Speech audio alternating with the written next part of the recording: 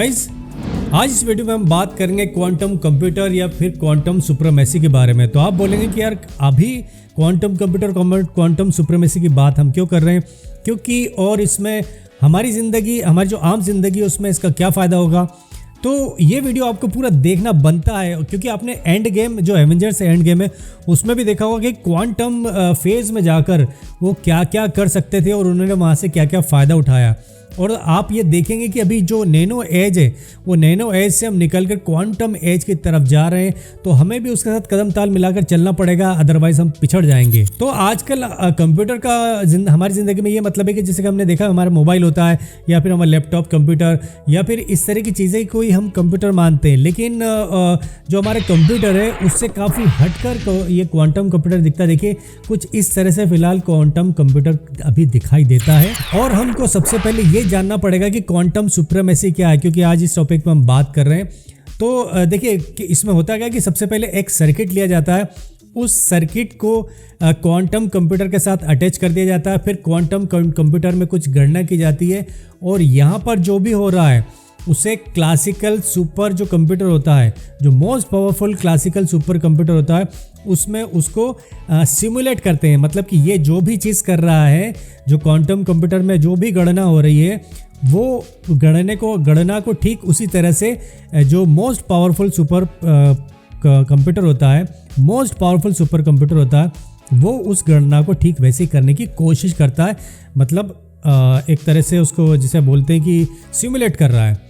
फिर जो quantum computer होता है, जो उसमें चिप लगी होती है, उसकी कॉम्प्लेक्सिटी धीरे धीरे बढ़ाते जाते हैं और फिर देखते हैं कि कब तक ये जो अपना सुपर कंप्यूटर है ये उसकी गणना को बराबर कर पाता है। और जिस समय जो classical super most powerful super computer ठुस हो जाता है, मतलब कि वो उस गणना को करने में असमर्थ हो जाता है, तब हम ये मानते हैं कि उस समय हमने क्वांटम सुप्रीमेसी को हासिल कर लिया है। चलिए मैं इसे कुछ और सरल तरीके से बताने की कोशिश करता हूँ। जैसे कि हम कुछ भी कंपटीशन कराते हैं, जैसे कि हम देखते हैं कि दो पहलवान हैं, दो पहलवान को हम क्या करते हैं, आपस में लड़ाते हैं और देखते हैं कि जीता कौन है या फिर उन दोनों में से ताकतवर कौन है।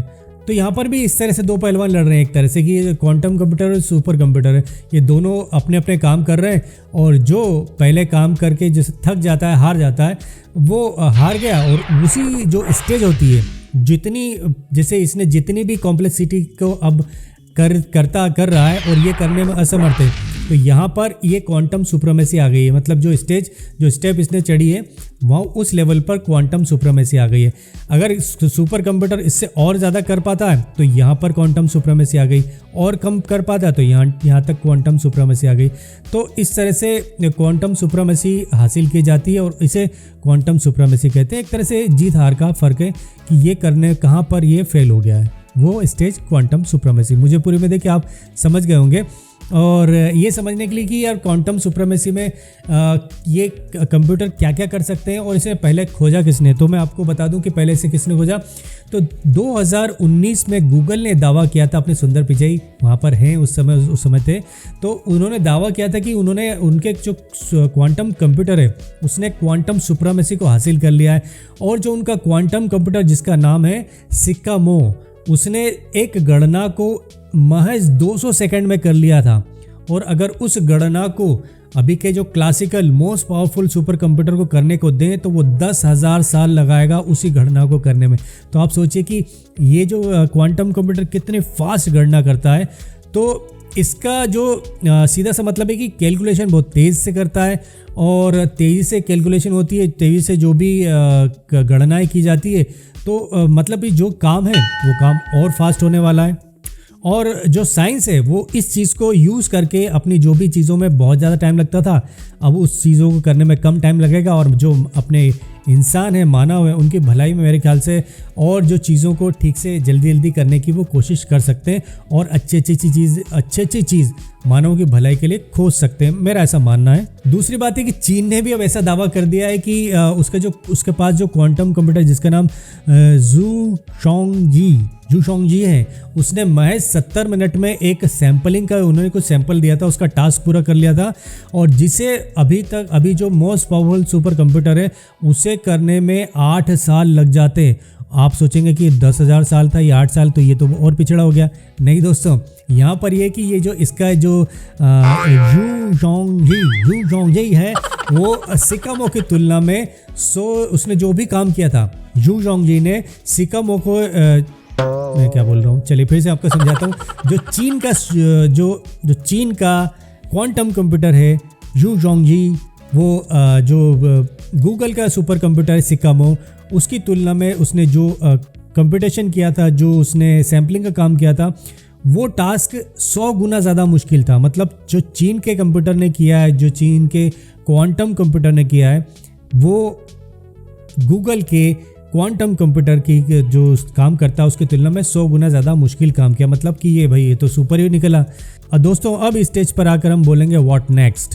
तो ये कहना थोड़ा डिफ़िकल्ट है कि व्हाट नेक्स्ट, लेकिन ये कर सकते हैं कि ये बोल सकते हैं कि ये जो भी चीज़ अभी हो रही है क्वांटम और इसकी बातें हो रही है, तो ये अगर मानव की भलाई और जैसे इन्वायरमेंट के भलाई के लिए अगर ये काम होता है तो मेरे ख्याल से ये बहुत अच्छी बात होगी और इसको आगे बढ़ाना चाहिए। वरना हमने देखा है कि इंसान कितना सेल्फिश हो जाता है, कितना स्वार्थी हो जाता है।